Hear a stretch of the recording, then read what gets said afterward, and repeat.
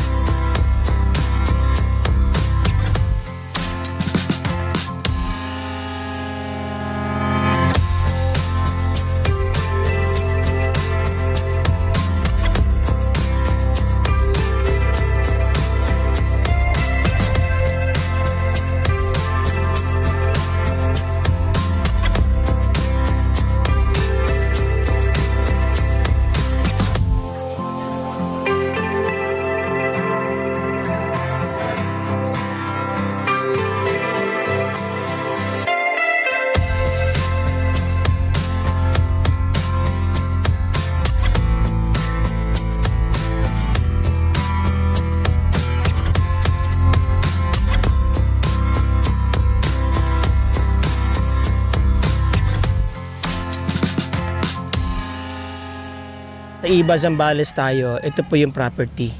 Nakabakod na. Double beam po yan. Sabi sa akin ng may-ari, yung bakod, buhos po yan hanggang baba.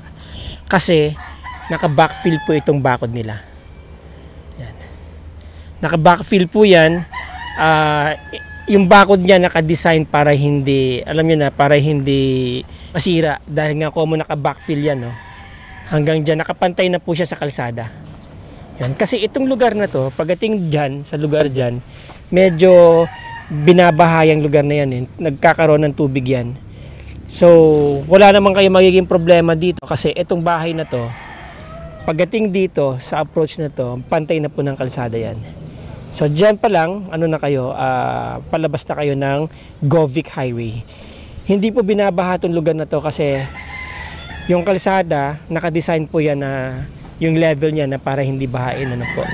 Besides, nagawa na rin po yung mga kanal dyan papunta sa mga mga drainage, mga natural drainage nila. Kaya ito pong lugar na to basically ay safe from flooding. Alright, now ito yung gate, ito yung pinaka frontation na rin, parang ganun. Fronting itong barangay road.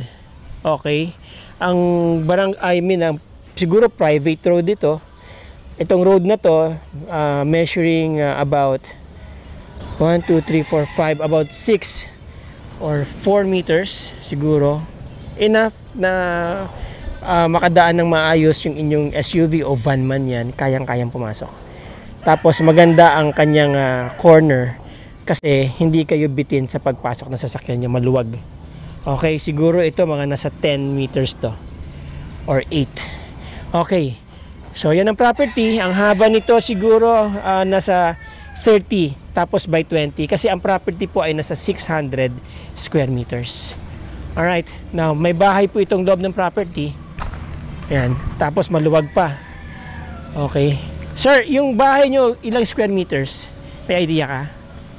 Wala sir. Wala, alright. Ilang bedrooms to? Isa lang.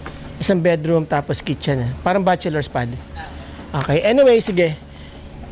Alright, papasok tayo mamaya dito sa bahay. Tuturo tayo ni Sir. Ayan na.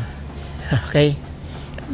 Pero gusto ko munang pakita sa inyo itong ano, luwag pa ng area dito sa labas. Ayan. From here, nakikita ko yung signage ng Jollibee. Ayun, oh. Diba? And then, maganda rin yung mga bahay ng kapitbahay nyo dito. Alright. Merong malaking ano dito, carport. Kasya dito, 2 sasakyan. Okay. And then, ito yung bahay. Sir, kailan ito nagawa itong bahay nyo? 2021. 2021, bago pa. Alright? Nagpo-4 pala ko. Tapos, ito yung kanilang veranda. Maluwag, maganda, no? Pwede maglaro, kung may anak man kayo, pwede maglaro-laro dito. Yan. Dito na rin yung kanilang outside kitchen. Okay? Labahan and everything. Yan. Tapos, kasama na siguro yung mga split type aircon natin, ano? Oo. Pwede po siguro sa usapan. Pwede siya, depende na daw sa usapan. Alright, so maganda yung mga tiles dito. Wow. So this is the house. May isang bedroom lang to. At saka may malaking living area. There you go. Then meron kayong parang indoor kitchen dito. Tapos comfort room, table, toilet and bathroom. Alright, yan lang naman ang pasisilip natin. So ganyan ang layout niya. Basically, you know, para siyang bachelor's pad. Okay, thank you, sir. Alright. So, 2021 na build itong bahay. Ako tingin ko mga nasa 80 to 100 square meters itong floor area ng bahay. Hindi pa kasama tong area na to. Okay, tapos yan si Beshi ko. Hi Beshi, kaway-kaway naman sa mga kabeshis natin dyan. Alright. Okay, there you go mga boss, mga ma'am, mga sir. Maluwag pa dito, ayan na kung makikita niyo meron parang ano doon, yung protruding doon sa drone shot. Yun po ay nandoon yung septic tank nila malayo dito. So there you go mga boss, mga ma'am, mga sir. Napakaganda ng location ng property, ano po? Kasi napakalapit nyo sa public market, napakalapit nyo basically sa lahat ng essentials, ano po? Kung gusto niyo magpa-tiles, nandyan lang po yung tile center. Gusto niyo kumain sa Max, nandyan lang yung Max. Jollibee, nandyan lang. So, Central Business District po ng iba, bangko, government institutions, napakalapit lang po dito. Karamihan dyan, walking distance.